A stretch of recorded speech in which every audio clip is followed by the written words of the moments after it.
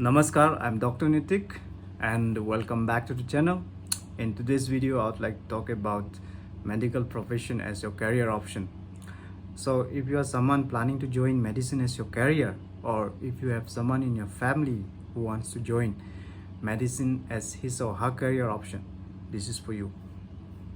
Of course, in today's video, I'll be talking about merits and demerits of medical profession, but primarily I'll focus on financial backdrop, economical perspective, because no matter whatever you are doing right now, whatever you are studying right now, the point you are doing, the reason you are doing it is because you want to have a better life, you want to give your family a better opportunities, better living standard. That's the reason you are doing it. Some of you might say this is my passion, this is my dream, but in the end, if it doesn't provide you a livelihood, it has no value. Let me be honest. Okay, so I'll focus on primary economical backdrop. So let us begin. First, I like to talk about merit or demerits, disadvantages, because I like people giving the bad news first, so that we can have a happy ending. Okay, the biggest disadvantage is that it takes a lot of time to give you a good return, to give you a good amount. Let me put it this way. Suppose you clear your class 12 by the age of 17. For general population, by the age of 17, 18. Okay, let us consider 18. After class 12, you have to drop a year or 2 years for preparation, because you have to give an exam in order to get into medical colleges. Some student clears right away, but those are infraction. They are not in large number. For people like me, average student, it takes a year for preparation. Okay, after a year of preparation, you go into medical college and you spend there 5.5 years of MBBS, including internship. And after completion of your MBBS, you are in a confused state. You are like, what to do next? Because there are plenty of options. You can go into specialization, you can go into other career options, and someone in your family will say, just take up a government job, no matter what, whatever it is, take up a government job. Someone in your family will say, just get married, something like that. Okay, but let us suppose that you are destined to become a great doctor, so you take up specialization. For that, you will need another year for preparation, because you have to give another exam in order to get into specialization. We call it NEET PG, NEET post graduation, and or INICET, Institute of National Importance Common Entrance Test. This is primarily for AIMS, JIPMAR, and PGI Chandigarh. Okay, again, some students clear right away, but they are in fraction. It's another point that they might not get into their dream college if they clear at one go. Okay, leave it apart. Let us continue with our discussion.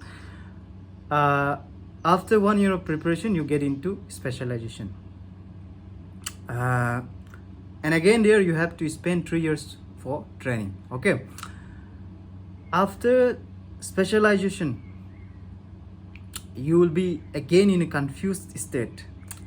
Okay, let us suppose you took up medicine or surgery. No disrespect, no offense to any particular branch. Okay, I'm just telling you what is there in today's world.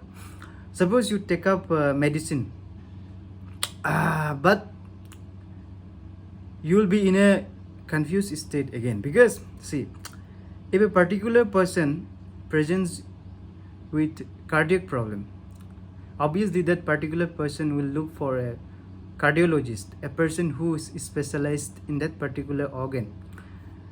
And suppose if someone presents with a kidney problem,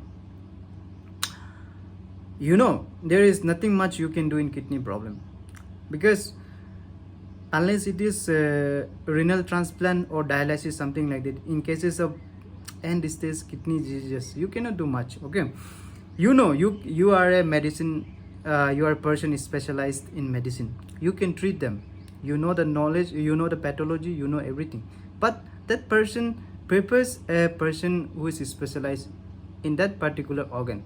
That's the problem in today's world. So you might think about doing sub-specialization. Sub-specialization meaning after specialization you have to specialize in a particular organ. We call it sub-specialization. Let us suppose again you are destined to become a great doctor, so you think about doing sub-specialization. For that you'll need another 5-6 months for preparation, because you have to give another exam. After specialization you give exam for sub-specialization, we call it need assess, and you get into sub-specialization. And again you have to train for 2 more years. And after that your journey is not over, you have a lot more to cover. In order to earn your name and fame, you have to work for another 5-10 years to establish yourself. And after 5 years you'll get a good amount, you'll paid handsomely. That's what I would say. Okay, but it depends on the person to person. I'm not saying it is absolute. Okay, so let us calculate. After class 12 you spend 1 year in preparation for NEET UG and 5.5 years of MBBS. Total ho gaya 6.5 years, and again 1 more year for NEET PG, 7.5 years. Again 3 years of specialization, 10.5 years. And after specialization you think about sub-specialization. Let us take 6 months preparation, so 11 years. And in sub-specialization you take another 2 years for training, 11 plus 13 years. And again it takes around 6-7 years. Let us take 5 years for you to establish yourself, so 13 plus 5, 18 years. You cleared your class 12 at the age of 18. 18 plus 18, 36 years. By the age of 36, 37, 38 you'll become a good doctor, you'll become a great doctor. That's what I would say. Okay,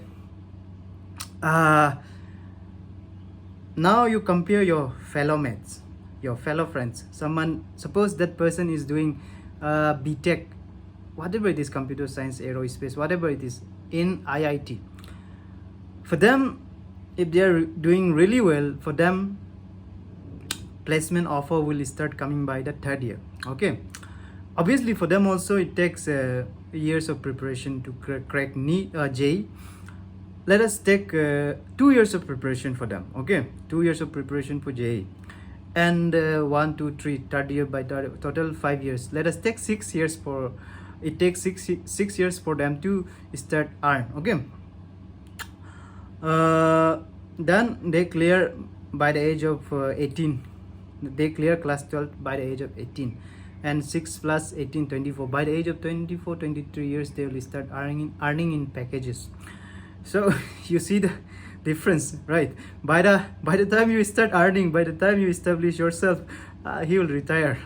Okay, I'm not trying to say this is better, this is good, this is bad, nothing like that. I'm giving you the picture, the real picture. Okay, so before you start coming to medicine, before you start jumping into this race, you should think about these things also. Okay, obviously there are many disadvantages like toxic work culture. There are so many things, but it doesn't matter that much. So for that, for these demerits, I'd like to leave it there. Now coming to advantages, merits. Before that, I'd like to drink.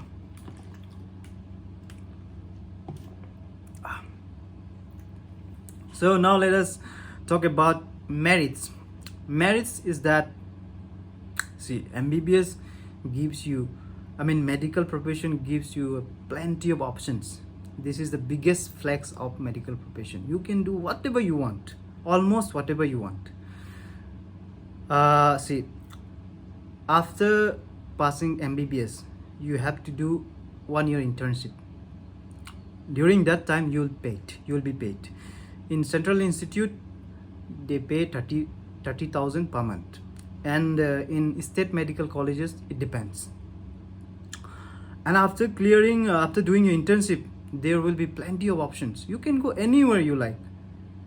You can go to civil services, you can go to acting, dancing, you can go to mass media, you can go to management, whatever you like. You may go to politics also, whatever you like. The biggest flex is that if you are not successful there, you can come back to medicine again and you can start again.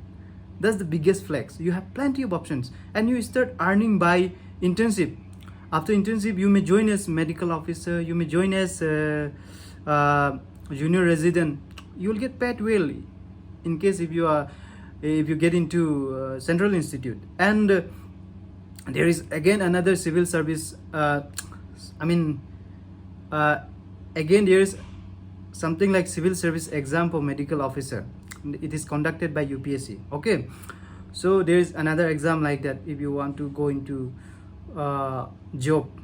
But if you want to prepare for PG, you can go into PG, post graduation. And after post graduation, you have plenty of options. It is not mandatory that you have to go into sub specialization. You can just open up your clinic, or you can start working in a private setup or government setup, wherever you like, because there is plenty of opportunities in medical field. That is the biggest flex. And after that, after specialization, you may go into sub specialization also, and during sub specialization also you'll get paid, and during specialization also you'll get paid well. In cases of Central Institute, they get really paid well, and then in state like Delhi, they get paid well. Okay, during sub specialization also you'll get paid. There you are getting money for studying, also getting degree also. No doubt you'll work as a doctor. That's the point. You'll work like anything. You'll work your ass off. That's the point. They are not getting money for free. Okay, so this is the biggest flex. And let me clear, some people even after MBBS, they establish themselves really well.